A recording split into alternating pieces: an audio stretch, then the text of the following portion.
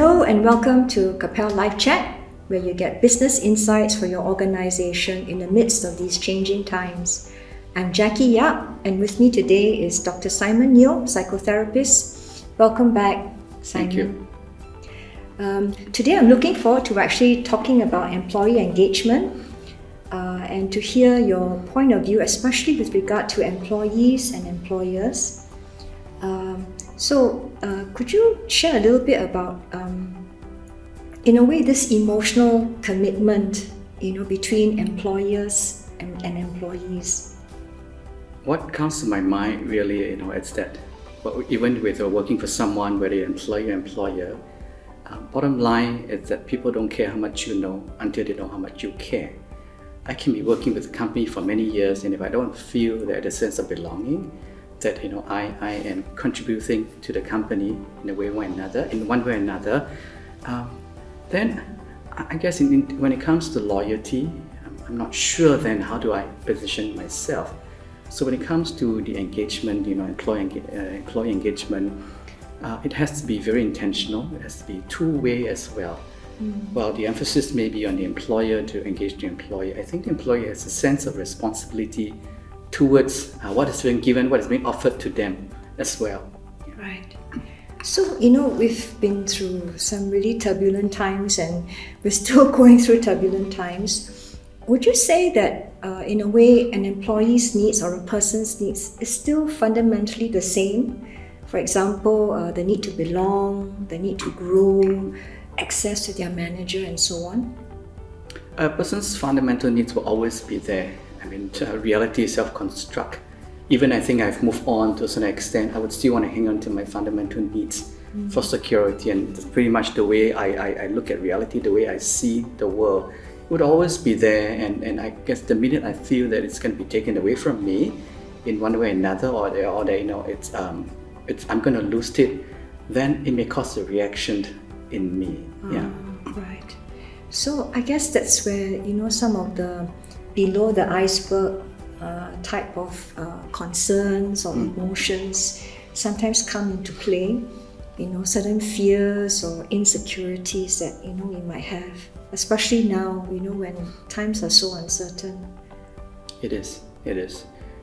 Especially working from home in this season, employees don't know how they'll be evaluated. Employees feel like, okay, I'm going to spend part of my time working and at home attending to needs as well. So they may develop a sense of insecurity.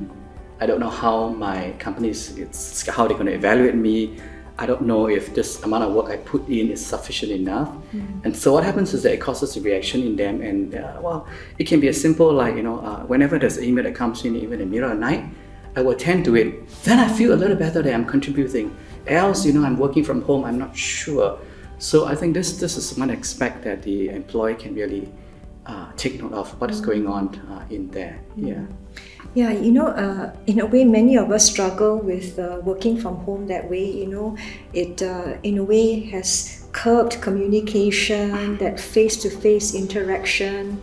Even the way we get feedback and manage our work, is quite uncertain. So this is something which I think many people can identify with.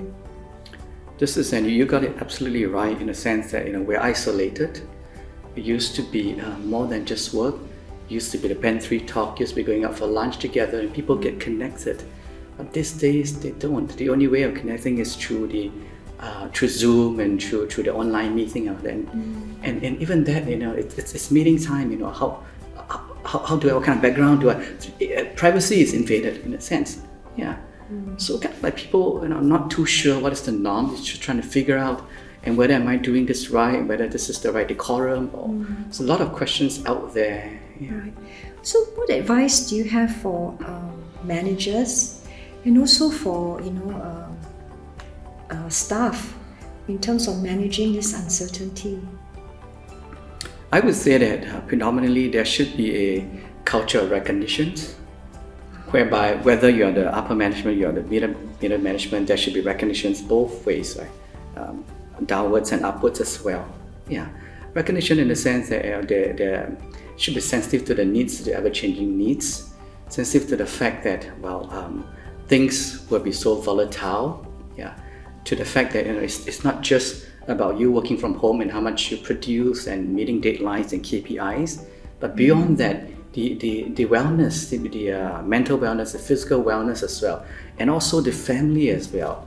Like for example, employees working from home, it may be good or bad in a sense, but the good of it, they can attend to some of the needs at home as well. If they got young children, they've got family members at home or older parents that they need to take care of. And I think employers or managers want to be sensitive to that as well.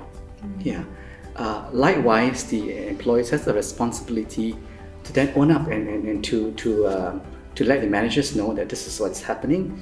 But I want to let you know that this is by no way I'm to try my best, not going to compromise my working ethics in that sense. So open communication, honesty, and not just that, but consistent communication. I think that's very important. People are very sensitive, employees are very sensitive. If I find that you're not consistent in the communication, I'm thinking like, okay, where is all this going? So it's managing a lot of uncertainties, coming back to the table again to talk about it. So it's that regular two-way communication that will help.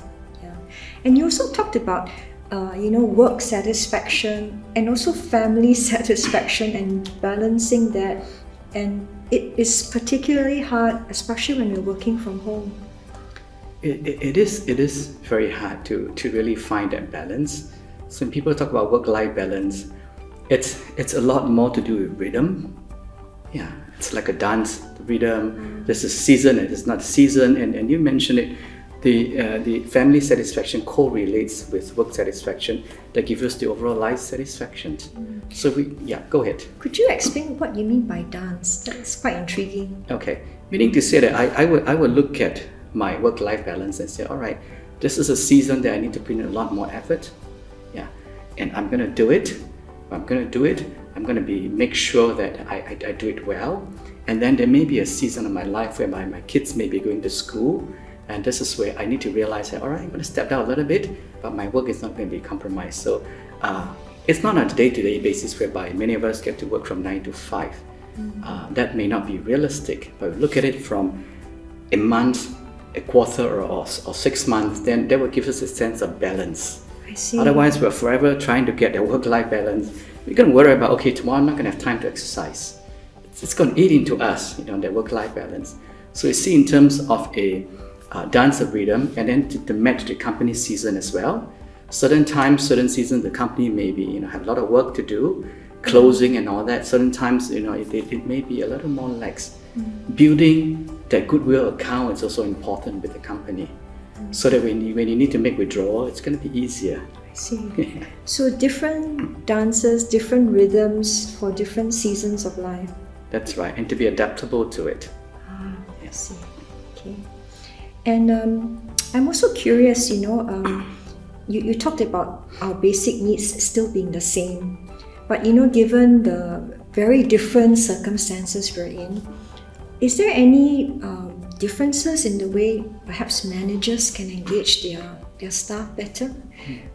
You did say once that COVID-19 is no longer an excuse, both for employers and employees. I think that's a really big word that we are using there, and suffice to say that COVID-19 cannot continue to be an excuse, right?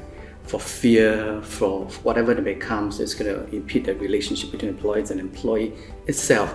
Now, I'll give you an example. I've seen a case years back whereby this employee came to me, and he had a lot of resentment in him. He was angry, he was dissatisfied, and he was stressful at job, right? So he came to me with the presenting issues of being stressed at job. We talk about it and say, I started this company with my boss. It was two of us. We worked very hard. We established that relationship. This company grew. And I'm happy because my boss has always recognized me. Recently, he brought in some people. And not just that, but in a meeting, he would frequently put me in charge of things. I thought we had this company together. We grew this company together, and there are people that you could delegate to. So that was his presenting issue. It's like my boss is just arrowing me all the time to get a job done. And I feel so resentful having walked with him in this journey He just doesn't seem to appreciate me. So it's not about the pay here, it's not about the position, right? It's about his feelings. People don't care how much we know until they know how much we care. So we talk about it, right? We talk about it and say, all right, some possibilities out there. And one of the things is then to have an open communications. The basic threat, the basic needs is like, I'm not being recognized. Well, not just that, I feel that if this is going to happen, I will be redundant, I'll not be useful anymore. My identity is based on that, I'm going to be out of job. A lot of fear starts creeping in. So we talk about it and I say, let's do a little experiment. Let's have a word with your boss. It was very difficult to go to the boss and say, why do you sideline me? We had that very difficult conversation. I think it was necessary sometimes to go with difficult conversations so that we can have, we can unclutter whatever mess that's below it, and then we can be very clear about what's happening. He had that, and it was such a relief because he came back to me and said, you're right. Because what's happening out there is that my boss would then, in a meeting, look at all the rest of the people, and he knew that I was the only one that he could trust. That's another perspective. Yeah, and that's why he kept wanting me to be responsible for it. And I misunderstood it. I thought he was against me. I thought he wanted me out. But it's consistent. He only trusted me. That was a eye-opening for him. So his stress, kind of like, it was better managed in a way. He feel that, all right, and I am being appreciated again.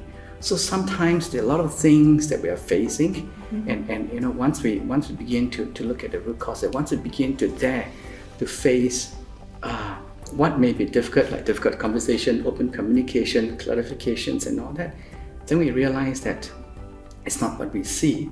Again, we needed to protect ourselves, so we say this is it. We form our own reality, which is pretty much self-construct, and then we go along that line. Yeah. So that often happens in a company between employers and employees. Yeah. It takes courage, though, to have that honest conversation. It takes courage, and this is where employers need to be empowered. Managers need to understand, to empower their employers and their employees to know that this is what can potentially happen. How can they make it safe so that the staff can actually take that step to have that conversation? We talk about a culture of recognition. We also want to talk about an open door policy. Yeah, not just physically open door, but in the sense that, well, there's anything else, feel free to bring it up. Allowing employees to make mistakes, actually, is something which is very empowering. It allows them to take risks. It allows them to take risks. It allows open communication. It allows for disagreement. I think that's beautiful. Yeah, that both will be able to see from each other's perspective. Yeah. And what about managers themselves? I mean, typically, they are sometimes sandwiched, between the bosses, and the staff. How about their own, mental and emotional well-being? Do you have any advice for them? I think this is something which is very real. Managers that are really sandwiched between the top and then having to take care of what's below as well. And I think that companies can have programs, companies can have initiative really to also take care of the middle management. And this also includes same thing, right? Culture recognition, open door policy, and to be able to equip them as well. A lot of times managers are out there having to feel on their own, to try and find out things from their own. And I want to add that it's not just HR's responsibility. Everyone plays a part. Managers can then go up and say that, hey, I want to be better equipped for this. Yeah. So part of it is teaching managers to be assertive, teaching managers to speak what's on their minds, teaching managers to know that, all right, if this is what is needed, then you have to call out your sense of entitlement. This is what it is. Yeah. Empowerment, I think, is very important. Empowering employees at all levels, including the middle managers as well. They need to feel supported. They need to know that decisions are being made.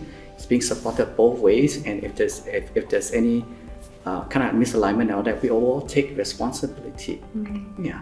So it's journeying with them, walking alongside them, and to know that, well, you this is the parameters, and as much as the people encouraged to engage you and to debate and to disagree, this is what's happening as well, and you have the leverage as well. Yeah, the message needs to be sent so that they are not there alone, knowing that if they ever make a decision and they're going to swim alone, and that should not be it. Yeah. Thank you. So it's that communication, it's that connection, it's that checking in, it's that clarifying that facilitates this engagement. It's that unwavering support, the sense of knowing that I'm with you. Sometimes I don't know where we are going all together, but let's move together so that any contribution is everybody's contribution. So it's what you said earlier on, that people are not so much concerned about how much we know, but how much we care. Yeah, I think gone are the days whereby we sit in there and we enjoy our big fat paycheck in a sense. I've worked with employees, even employees, middle management. A lot of times I ask them, "What do you like about your job? What do you really like about your job?" They will go on and say, "Okay, maybe it's a big view, it's a big office," but below that, beyond that, it's the connection, it's the people. It's the people they work with, the people that covers them. It's the people that they feel that it's safe to work with. Yeah, I think that's more important than the big office, big chair, and big paycheck. Thank you, Simon, for being with us. It was such a delight to have a chat with you. And thank you, audience, for tuning in. So this is Capelle Livechat, where you get your business insights for your organization in the midst of these changing times.